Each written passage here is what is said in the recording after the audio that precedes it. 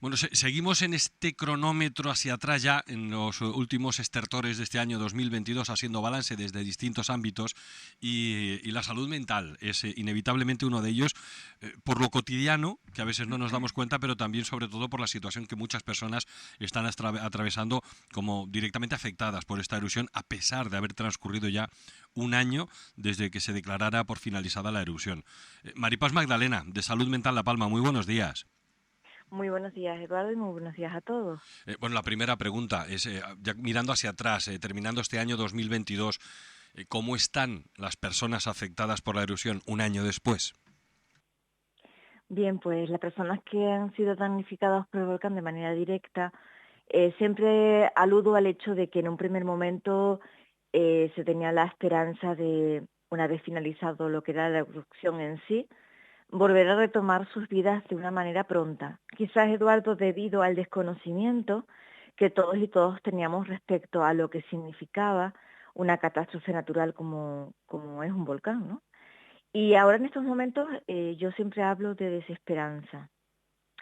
Las personas se han visto en una situación que no esperaban, con una respuesta de la administración pública que ha sido un poco lenta, con una respuesta de la administración pública que no ha llegado a completar los anhelos que ellos tenían de rapidez y también económicos, ¿no? De cuantías económicas de respuesta a su catástrofe. Entonces, sí que tenemos un problema de salud mental en cuanto a esta desesperanza, ¿no? No olvidemos que cuando hablamos de salud mental, Eduardo, no hablamos de patología, sino que hablamos de un estado de bienestar emocional de las personas.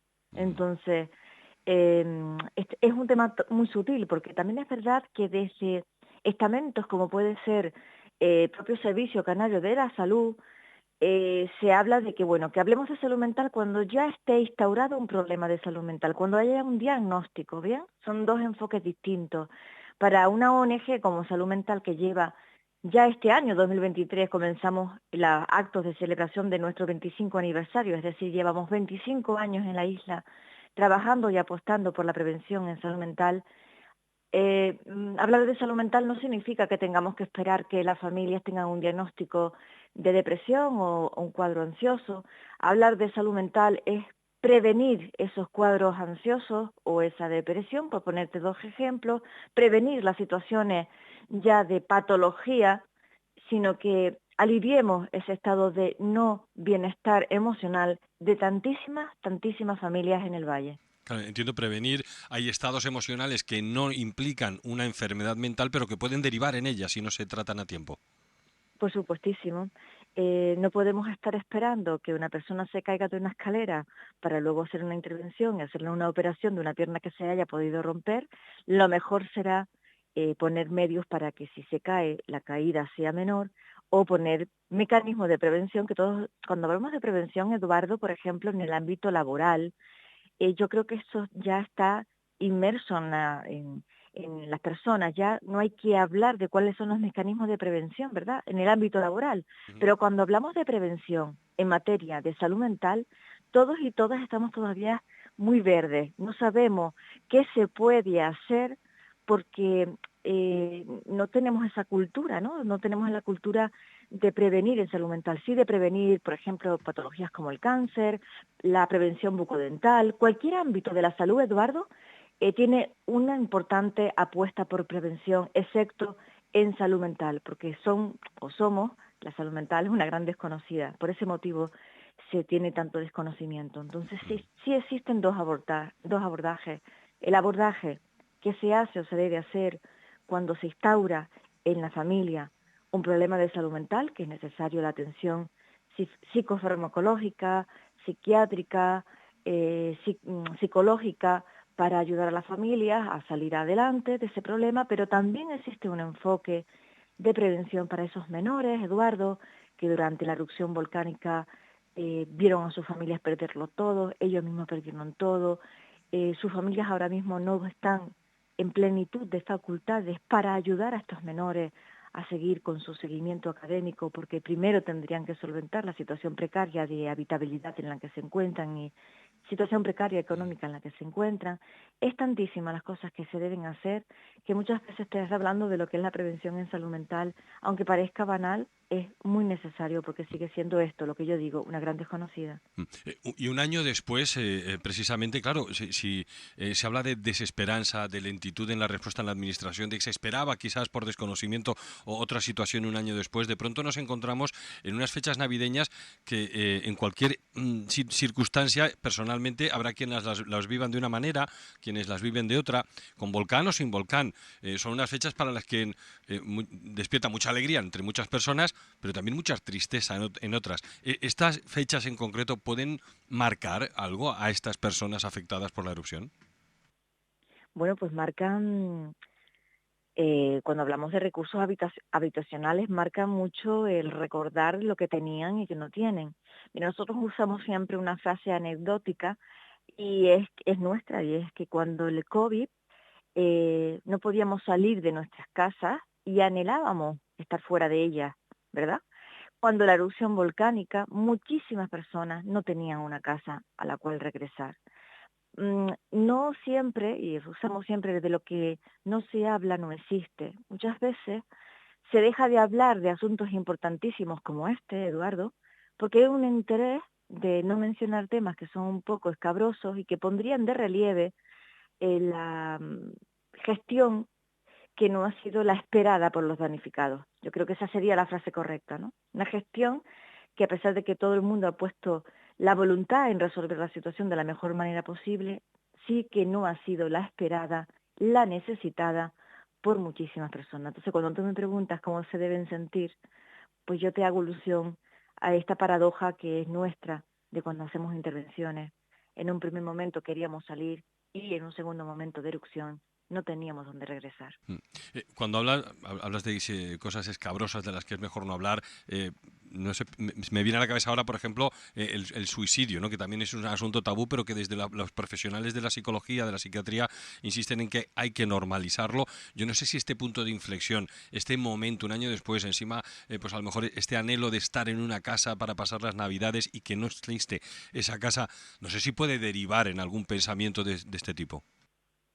Bueno, ¿sabes lo que pasa? Que tampoco podemos eh, unir dos hechos como pueden ser el suicidio con algo concreto como puede ser la erupción de un volcán, ¿no? O sea, y también tenemos que decir que respecto al suicidio, por ejemplo, Eduardo, ahora mismo estamos, fíjate, a finales de 2022, conociendo los datos desde 2021. O sea, la disposición de datos respecto para hablar del suicidio van tardíos y luego un montón de factores que podríamos estar aquí hablando ahora respecto a cómo se contabiliza el tema del suicidio, es decir, esos datos de suicidio del 2021 que estamos conociendo ahora, muchos de los casos de suicidio quedan fuera de esta estadística porque no se pueden contrastar respecto a que son realmente suicidios, ¿no? Entonces, unir dos datos, o sea, unir el dato del suicidio con la erupción volcánica, por ejemplo, es algo que no podríamos hacer, por estos motivos que te estoy explicando.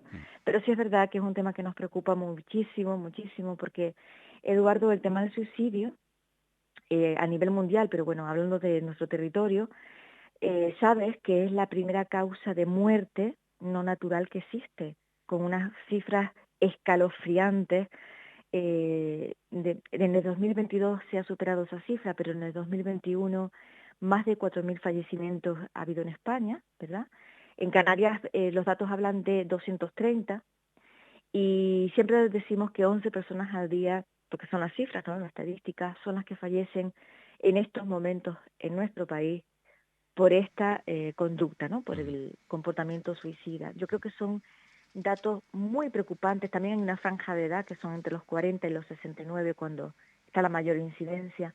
Son datos muy preocupantes y porque hablar de vida humana, Eduardo, debe ser lo prioritario. No hay nada o no debería haber nada más importante que la vida humana, a pesar de que tenemos ahí guerras que también se pasa de puntillas sobre estos datos, ¿no? Guerras en el mundo que ocasionan muertes y fallecimientos y parece que no queremos tampoco hablar de ello porque es un tema también, vuelvo, repito, escabroso y desagradable a una sociedad que busca de manera continua momentos agradables de felicidad y huye o rehúsa temas que no son tan agradables.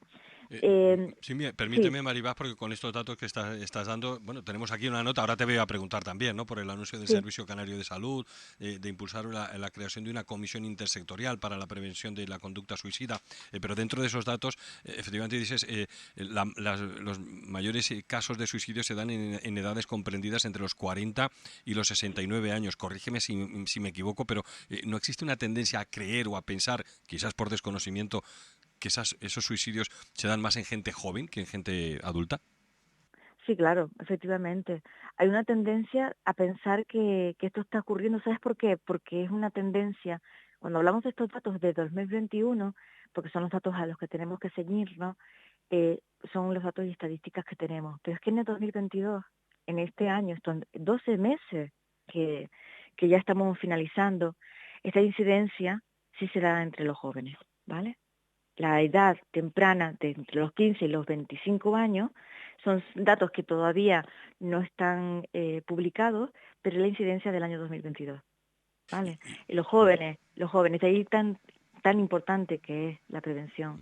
Los jóvenes, eh, bien por la pandemia, bien por las circunstancias socioeconómicas que estamos viviendo, por muchísimos factores, son durante el 2022 la franja de edad más afectada por suicidio. Por lo tanto, tú hablas de ese Servicio Canario de Salud con esa propuesta de hacer, impulsar esa comisión intersectorial, excelentísima noticia, porque poner el foco de atención en la conducta suicida siempre va a ser un foco de atención para prevenir muertes. Y el hecho de que haya distintas franjas de edades con distintos datos, los motivos, las causas, las razones por las que cualquier persona llega a tomar esa decisión en función de la edad a la que la toma, eh, ¿las razones son las mismas, son diferentes en función de esas edades? Bueno, cuando hablamos de franja de suicidio en edades más tempranas, tenemos que asumir todo que existe un abanico todavía de falta de destreza emocional, por así decirlo, donde la respuesta de los jóvenes ante situaciones de frustración, ante situaciones de acoso, por decir algún tema, de fracaso escolar, o sea, lo que es el trabajo que hay que hacer con ellos para que esas emociones, para el que el manejo de las emociones los conduzca realmente a llevar una vida plena, es un tema que es súper importante. De hecho, Eduardo, en esa comisión intersectorial que está impulsada o se va a impulsar con 7 objetivos específicos, hay uno que a nosotros nos parece el más importante porque llevamos trabajando 25 años casi en la prevención y actuación de riesgo suicida en el ámbito escolar, precisamente porque sabemos perfectísimamente que son los docentes los que nos piden, y estamos desarrollando la campaña nuestra de hablar es la solución en los centros de secundaria, nos piden que vayamos a tratar este tema, ¿no? Entonces nos parece muy importante que entre los objetivos se quiera trabajar con la Consejería de Educación a nivel de Canarias, que está en fase de revisión ahora mismo, ¿no? Para ponerlo en marcha en 2023, este protocolo de prevención, no así como ONG, como Salud Mental La Palma, que lleva 25 años dando especial hincapié en el tema del suicidio. No, me parece súper importante que Sanidad, conjuntamente con Educación, quieran implementar en el 2023 un protocolo de prevención, porque todo lo que podamos hacer para manejar otras cifras en el 2023, pues creo que va a repercutir en beneficio de todos y todas. Bueno, pues ese es el anuncio, ¿no? Y además esa comisión intersectorial en el que es una red, y leo textualmente el comunicado de la Consejería, en el que estarán las Consejerías de Sanidad, Educación, Derechos Sociales, Economía y Empleo, Administraciones Públicas, Justicia, Hacienda, la Federación Canaria de Municipios, la Federación Canaria de Islas, Cuerpos y Fuerzas de Seguridad del Estado. No sé si ¿cómo debe coordinarse todo esto? ¿Cómo ven ustedes desde Salud Mental La Palma? Porque esto es un anuncio de lo que se quiere poner en marcha. La cuestión es luego cómo se pone en marcha y qué estructura va a tener. ¿Cuál sería la fórmula Sí, ideal, si es que hay alguna? pues bueno, no sé de fórmulas, pero sí sé de emociones y de sentimientos. Y yo pienso que dar voz a los supervivientes, que son tanto las personas que han pasado por una etapa complicada donde no han consolidado un suicidio y siguen con nosotros, como los familiares que han tenido en sus hogares casos de personas que han se han ido por esta causa, yo creo que sería importante, porque son ellos, el movimiento en primera persona, Eduardo, son ellos y ellas los que realmente pueden poner el punto sobre la I y decir qué es lo que se siente, cómo se han sentido, dónde creen que se podría poner el refuerzo. Mira, yo siempre hago alusión a que campañas de tráfico respecto a las muertes ocasionadas por accidentes de tráfico se han consolidado en nuestro país desde siempre. La DGT ha lanzado campañas importantísimas para prevenir muertes de tráfico. Mira, buscamos las estadísticas para hablar hoy y accidentes de tráfico en las islas durante el 2021, un poco para, Eduardo, poner en relieve comparativamente un tipo de muerte y otra, y comparativamente en datos, o sea, en cifras. En Santa Cruz de Tenerife, las cifras, bueno, son 5 personas y en Las Palmas 15, y eso nos hace ver que existe, o ha existido siempre, un interés por prevenir situaciones de riesgo, como pueden ser situaciones de accidentes de tráfico, y un desinterés y un abandono, cuando hemos hablado de esas cifras de 2021 que comparativamente hablan de más de 4.000 fallecimientos en España, ¿verdad? Y en Canarias 230. Comparativamente siempre nos preguntamos que por qué ha sucedido esto, ¿no? Entonces, cuando tú hablas de cómo se podrían ganar todo este conjunto que se quiere hacer, a mí me parece importantísimo que primero, que con cifras en las manos se sepa que estamos hablando de una situación muy complicada e impactante, porque el impacto emocional, todos y todos conocemos a personas que hemos perdido nuestro entorno por suicidio, todos, y más en unas islas pequeñas donde todos y todas nos conocemos. Poner en valor también, vuelvo y repito, la figura del superviviente, ese movimiento en primera persona que estamos impulsando a nivel de Canarias, que deben estar presentes para hablar del suicidio y abordarlo sin tapujos, sin miedo, sin estigma, desde las primeras etapas educativas, porque de lo que no se habla, pues no No, no existe. existe. Eso sí, lo tenemos clarito en la radio también.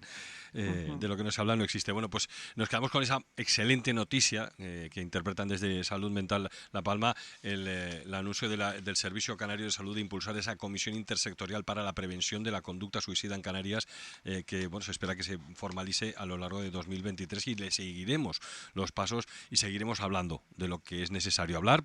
Como dices, Maripaz Magdalena, de lo que nos habla no existe y es necesario, los datos así nos lo indican. Maripaz Magdalena, contacto permanente como siempre y cualquier cosa aquí estamos. Muchísimas gracias.